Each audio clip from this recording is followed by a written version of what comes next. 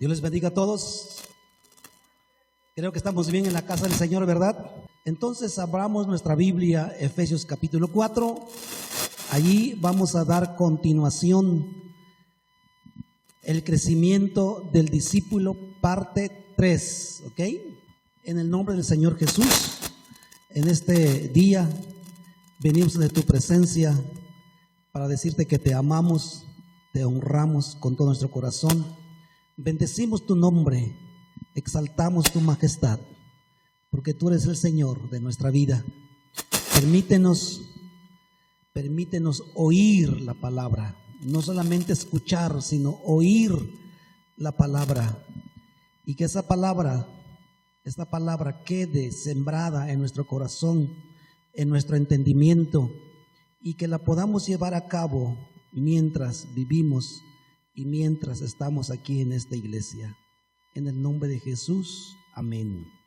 Ok, en la parte 1 y la parte 2 vimos y explicamos con un poco ampliamente acerca del versículo 2, acerca de las virtudes que el creyente o el discípulo debe de crecer, y es la palabra humildad, mansedumbre, paciencia y amor. 4 cosas o 4 virtudes o 4 frutos en la que el creyente, el discípulo del Señor, debe crecer.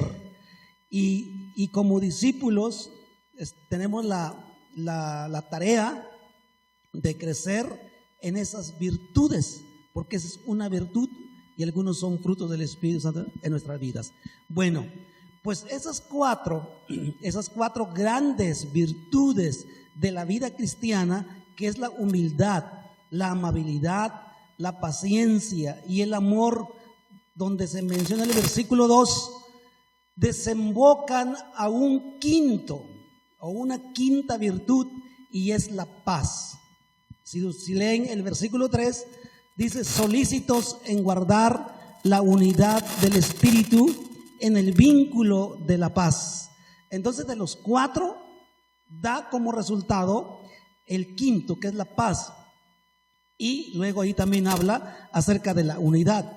En el mismo versículo 3 dice: solícitos en guardar la unidad del Espíritu en el vínculo de la paz. 2 cosas importantes, 2 frutos que dan cuando el discípulo desarrolla o crece en esas 4 cosas importantes en su vida. Este esfuerzo del discípulo debe resultar una unidad corporal del cuerpo de Cristo, y debe haber paz entre el pueblo de Dios. Si entre nosotros tenemos roces, tenemos conflictos, o tenemos problemas unos con los otros, significa que cualquiera o el que causa esas desavenencias o esos conflictos, significa que no ha crecido en esas 4 virtudes. Todo creyente que no crece en esas 4 virtudes, como resultado final en su vida, va a causar problemas, va a causar conflictos con otros, se va a meter en problemas y va a causar problemas. Entonces, hermanos, para evitar esto es importante entender y conocer esto que estamos viendo. Hoy es el crecimiento del discípulo, parte 3, y vamos a ver específicamente acerca de la paz y de la unidad. El consejo y la exhortación urgente del apóstol Pablo son los que leemos aquí y lo estamos viendo en nuestra propia Biblia. Y en aquel tiempo el apóstol Pablo estaba preocupado por la iglesia que estaba en Éfeso, y que esos hermanos de esa ciudad tenían que crecer y madurar como discípulos. Bueno, la paz se puede definir como la debida relación entre las personas. Repito, la palabra paz, o qué significa la paz, se define como la debida relación entre las personas. Si no hay paz entre 2 personas, no va a haber socialización, no va a haber relación sana, porque de por medio está el conflicto y los problemas. Bien, esta unidad y esta paz está ligada con nuestro esfuerzo y con nuestro crecimiento cristiano. Cada uno de los 4 virtudes que hemos mencionado depende mucho la negación de nuestro propio yo, ¿ok? Mientras nuestro yo sea el centro de todas las cosas, la unidad y la paz no va a ser presente. Pero si nuestro yo, nuestras ambiciones egoístas y personales, nos negamos a ella y los sometemos al Señor Jesús, entonces la unidad y la paz va a reinar. Y eso es maravilloso en un pueblo de Dios, es maravilloso en una congregación.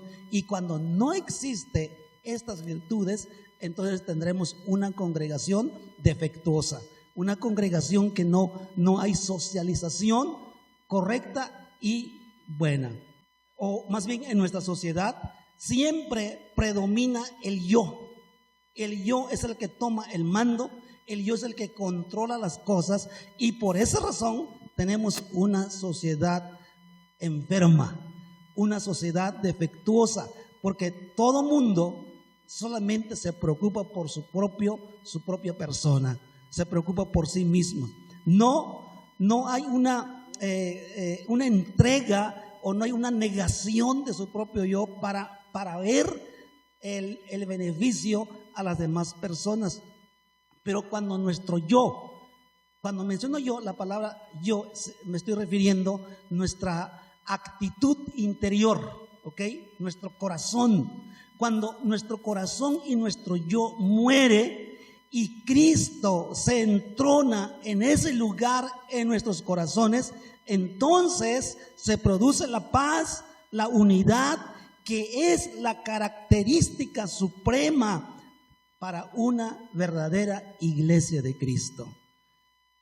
Deseo con todo mi corazón que este reverdecer de la iglesia, comencemos a aprender todo esto, y nuestra vida como iglesia y como creyentes esté correctamente. Y dice allí en el versículo 3, dice solícitos en guardar, solícitos. En otra versión de la Biblia dice procurando con diligencia. Vamos a tomar esa versión, procurando con diligencia. Esta frase describe la búsqueda afanosa y el esfuerzo constante de cada discípulo para poder lograr el objetivo de todos a una unidad espiritual. Es decir, la paz y la unidad no se logra nada más porque decimos, Señor, que tengamos unidad y que haya paz en la iglesia. Pero si no colaboramos con nosotros y no buscamos precisamente cómo vivir en paz y en unidad, y no desarrollamos las virtudes o los frutos, aunque nos pasemos orando, no va a haber eso. Ahora, si un creyente o un cristiano dice, Padre, por favor, yo quiero que me des humildad, dame mansedumbre, dame paciencia y dame amor, pero si el discípulo no procura y no desarrolla, no pone su esfuerzo, nunca lo va a tener, aunque esté orando. Porque muchas cosas se obtienen por la oración, pero muchas cosas es por nuestro esfuerzo, lógicamente orando, pero también tenemos que poner nuestro esfuerzo. El elemento, escuchen bien, el elemento que une o consolida estas 4 virtudes es el vínculo de la paz, ¿ok? El enlace o el pegamento, por decir así, que une a estos 4 es el vínculo de la paz. Entonces el apóstol Pablo pone estas bases, y esto nos recuerda del versículo 1, cuando dice, os ruego que andéis como es digno, ¿ok? Él menciona esa parte para después desarrollar ¿qué se trata de andar como es digno? Bueno, si como congregación desarrollamos las 4 virtudes y tenemos paz y unidad, es una iglesia que va a caminar como es digno del Señor, como es digno de su llamado. Dios nos llamó a ser salvos, ser discípulos, ser testimonios de Cristo, ¿ok? Y por esa razón desarrollar las virtudes o los frutos. Y cuando tenemos desarrollado esos frutos, entonces vamos a dar buen testimonio dentro y fuera de la iglesia. Y el apóstol Pablo usa una fórmula, y esa fórmula la encontramos en el versículo 4 al versículo 6. Y miren cómo el apóstol Pablo transmite para poder consolidar lo que había dicho anteriormente. Dice: un cuerpo y un espíritu, como fuisteis también llamados en una misma esperanza de vuestra vocación. Un Señor, una fe, un bautismo, un Dios y Padre de todos, el cual es sobre todos y por todos y en todos. El apóstol Pablo aquí nos enseña y nos hace una lista, nos enlista cómo podemos mantener o cómo podemos entender acerca de lo que el apóstol Pablo está desarrollando en su teología acerca de la unidad y la paz. Entonces ahí nos dice claramente qué consiste la unidad. Encontramos 7 cosas importantes que usted y yo tenemos que tener en mente y concientizarnos. En primer lugar, somos un cuerpo. Hay un solo cuerpo.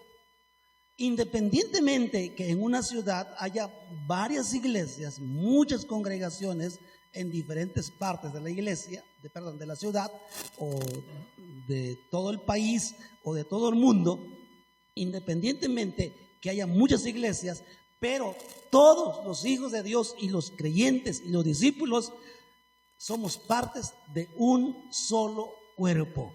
No nos podemos dividir, no podemos salirnos de ese cuerpo. Y el creyente o el discípulo que se quiere salir de ese cuerpo, pues se va a secar espiritualmente. Y número 2, un solo espíritu. Un solo espíritu, el Espíritu Santo. Allí en su Biblia lo ven escrito en mayúscula, ¿ok? Es en el versículo 4. Y cuando está en mayúscula se está refiriendo el Espíritu Santo, es un nombre propio.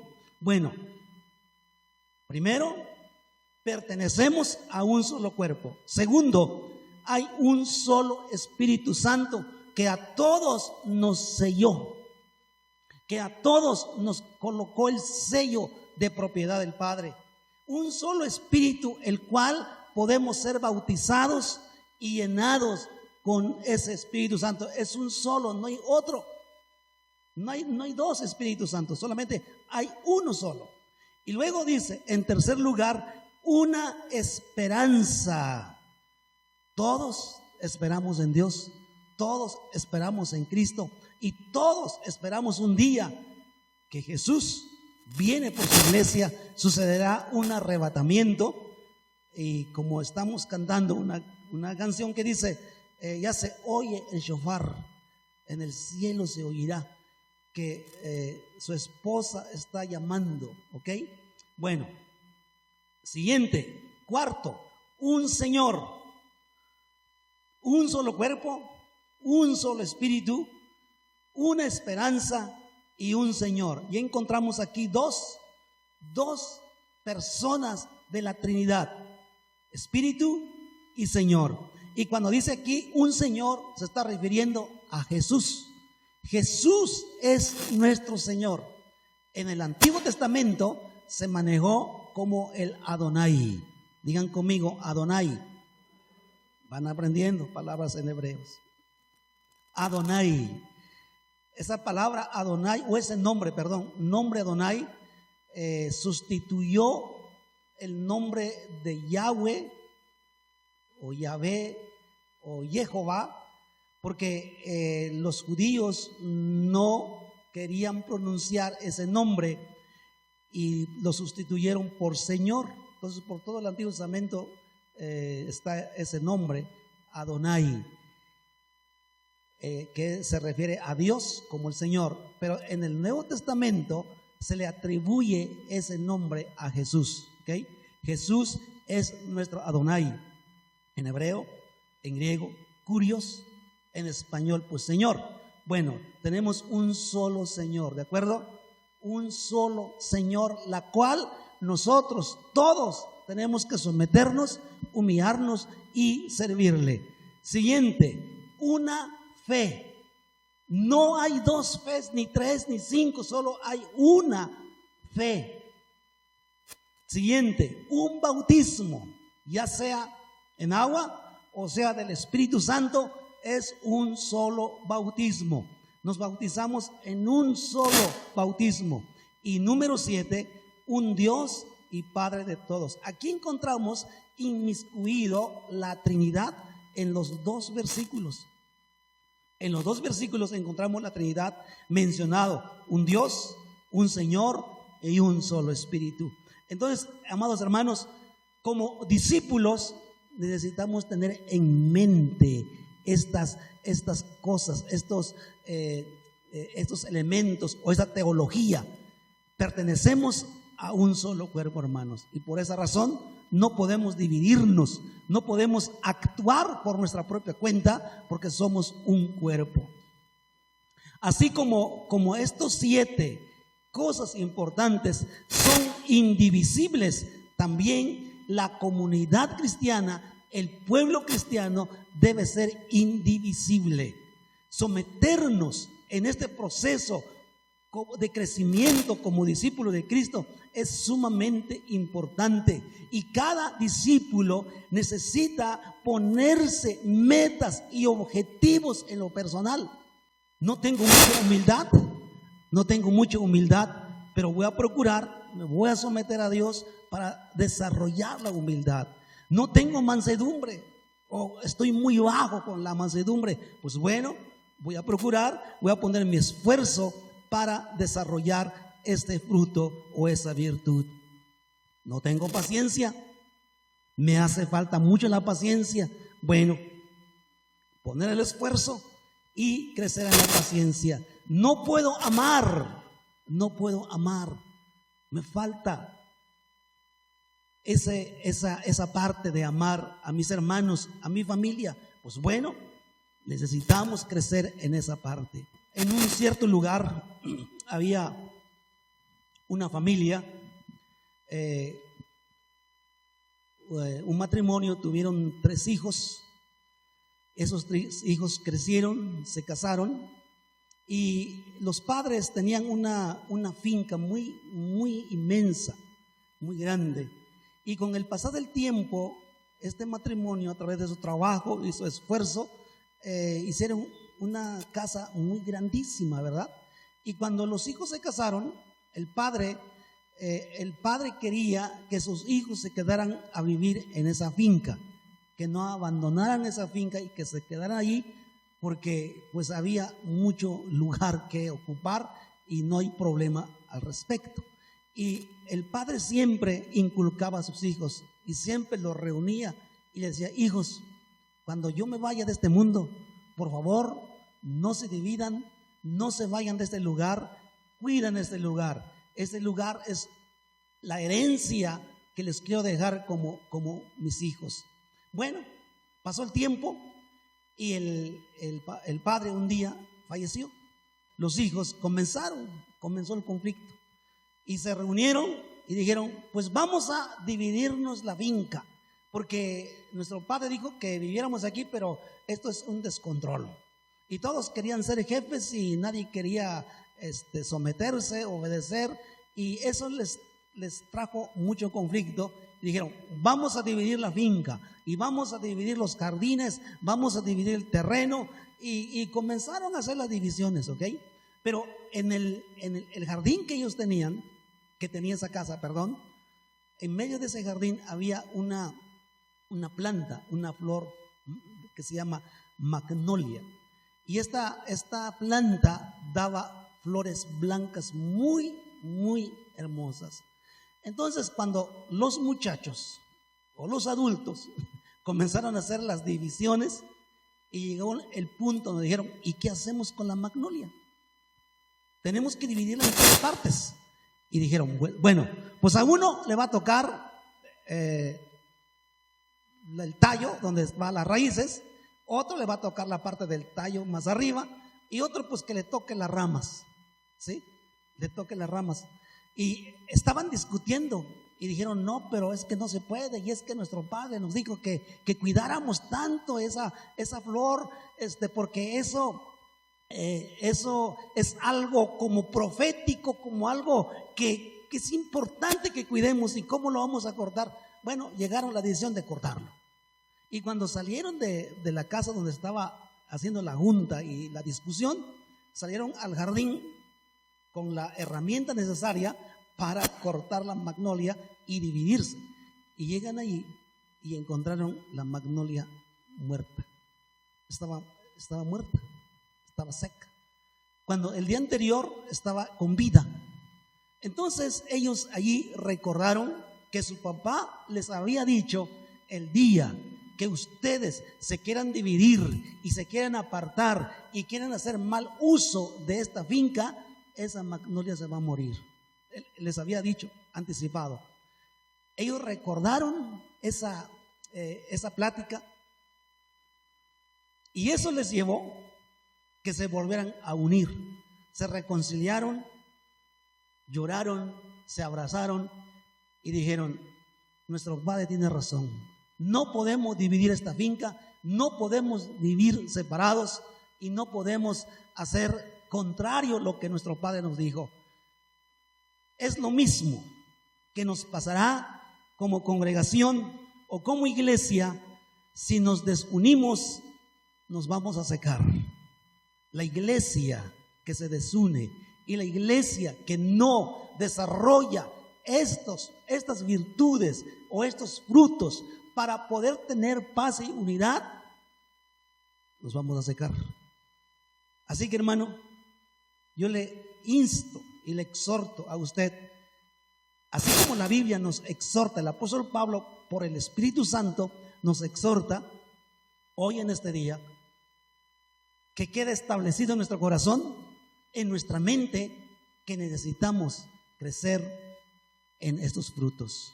Eso te va a ayudar en lo personal, te va a ayudar en tu vida familiar y te va a ayudar a socializar dentro de una congregación o un pueblo cristiano. El deseo de Dios, hermanos, es que todos los cristianos lleguemos a la unidad de la fe. No quiere que ninguno de sus hijos se quede en el nivel espiritual de infantilidad.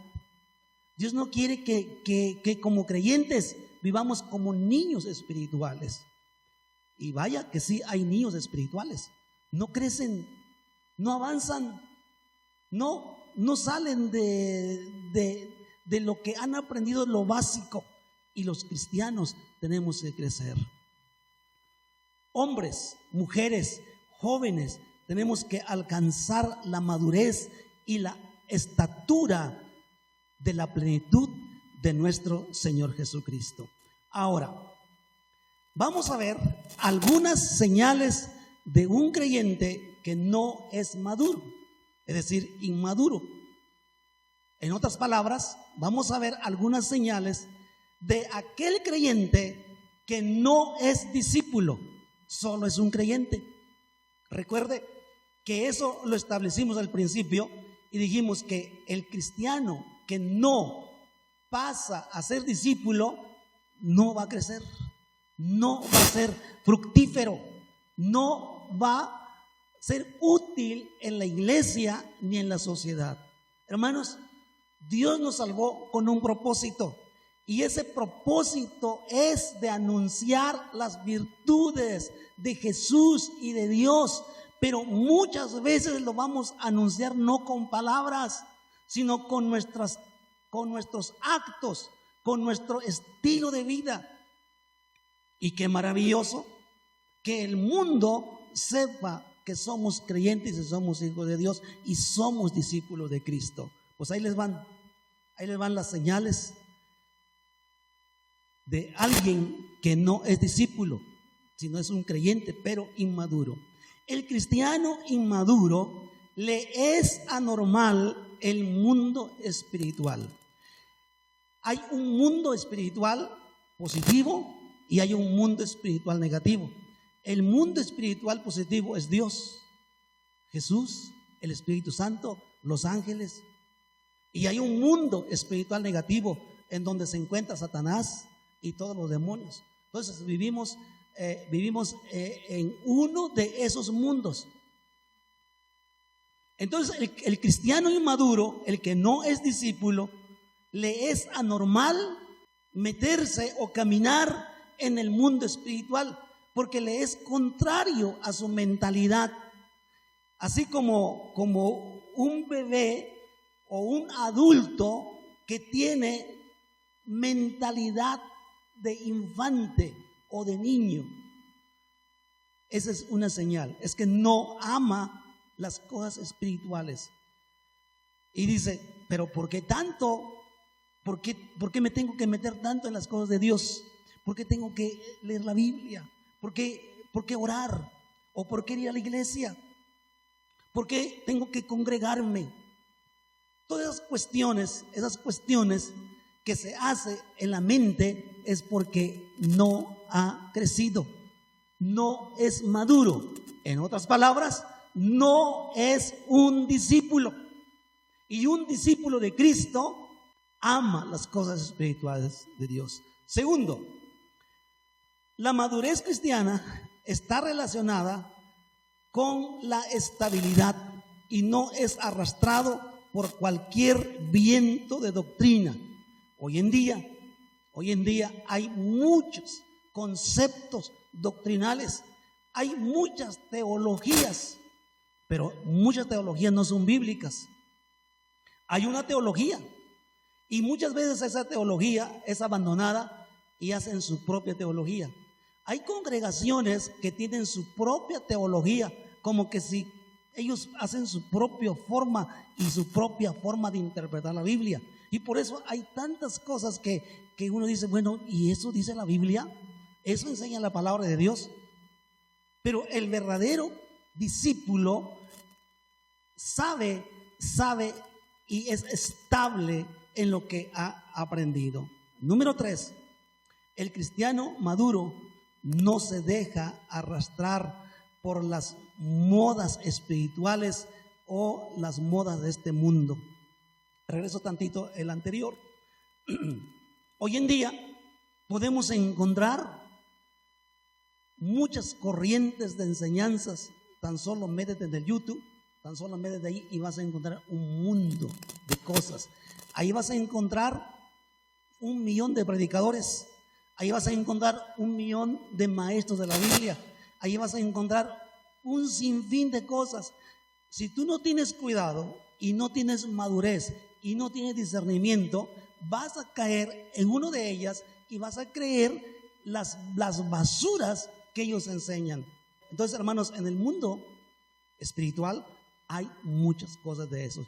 Ten cuidado. Si eres un discípulo que estás desarrollando tu madurez espiritual, inmediatamente te vas a dar cuenta cuando no es correcto. Pero si no tenemos ese discernimiento, nos vamos a dejar llevar y nos va a arrastrar esa corriente doctrinal.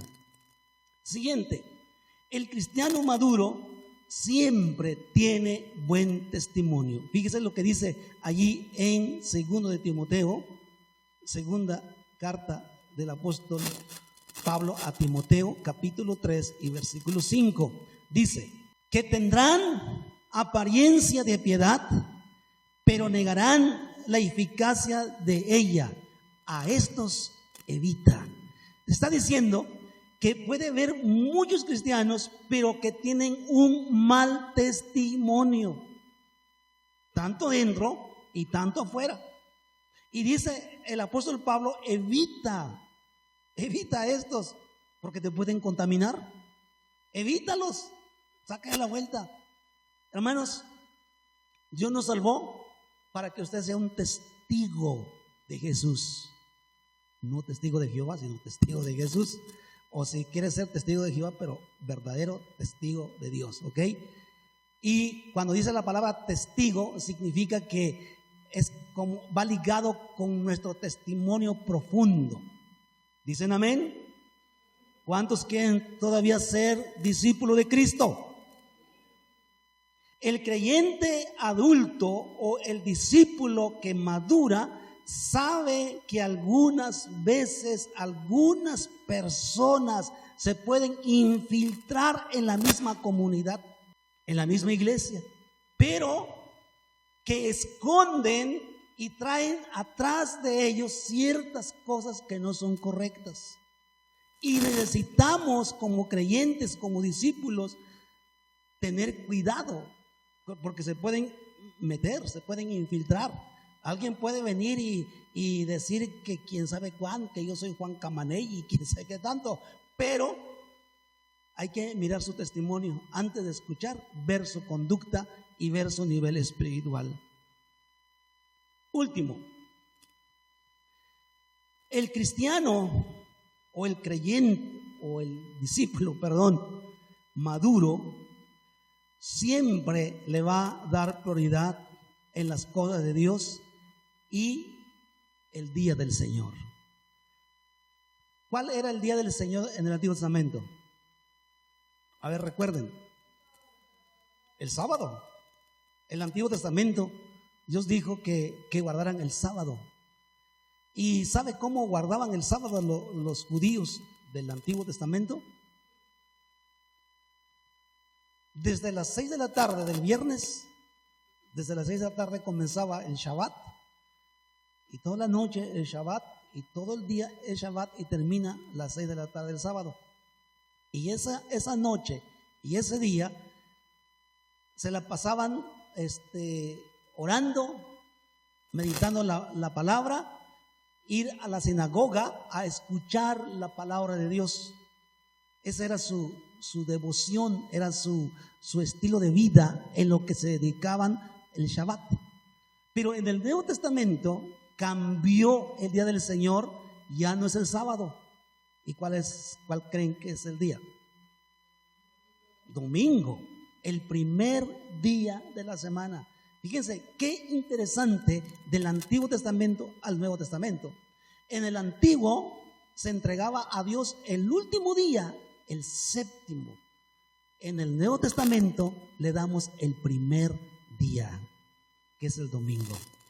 A veces pensamos que el sábado y domingo pensamos que es fin de semana, porque así nos lo manejaron y así nos lo enseñaron, y pensamos que es un fin de semana para muchas cosas personales que no se pueden negar. Pero según la palabra y según la palabra de Dios y según Dios, el domingo es el primer día de la semana que nosotros podemos consagrarlo para Él. Y lo interesante, hermanos, es que no lo vamos a hacer como el Shabbat. Solamente dedicamos unas cuantas horas.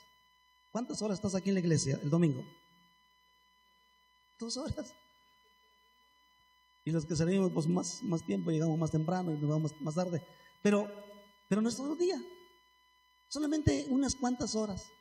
Pero hermanos, si nosotros lo hacemos con toda devoción, con todo nuestro corazón y con una buena actitud, es que estamos dándole a Dios lo primero, el primer día de la semana, lo primero de lo primero, y eso trae bendición a nuestras vidas. Un discípulo de Cristo maduro piensa ese día, tiene en mente ese día. Hermanos, y cuando nos venimos a reunir, eso lo voy a enseñar más adelante, acerca de la adoración. Venir a la iglesia es prepararnos con anterioridad. Venir a la iglesia no es una ocurrencia y decir, pues hoy es domingo, pues hoy se nos ocurrió ir a la iglesia, vamos a la iglesia. Y de repente la siguiente semana ya no nos ocurrió nada, no, pues hoy no vamos a ir. El verdadero discípulo se prepara con anterioridad y dice, el domingo es día del Señor y vamos a hacer todo lo posible para estar con Dios, para alabarlo, para adorarlo juntamente con sus hermanos, a darle la gloria al Señor, convivir con ellos, escuchar el Evangelio de Jesucristo. Amén. ¿Todavía quieren ser discípulos? Díganme bien fuerte. Están escuchando los hermanos que van a escuchar esa enseñanza para que lo escuchen. Pregunta: ¿qué tan importante es para ti el día del Señor? ¿Qué tan importante para ti es el día del Señor? Todos los días son de Dios, pero Dios es tan benévolo y nos colocó en este mundo. Tenemos que trabajar, viajar, arreglar asuntos, muchas cosas. Pero también Dios dijo: tengo un día, yo quiero que me dediques un tiempo en ese día. Hermanos, esto que acabamos de ver es parte del desafío del Evangelio en las epístolas.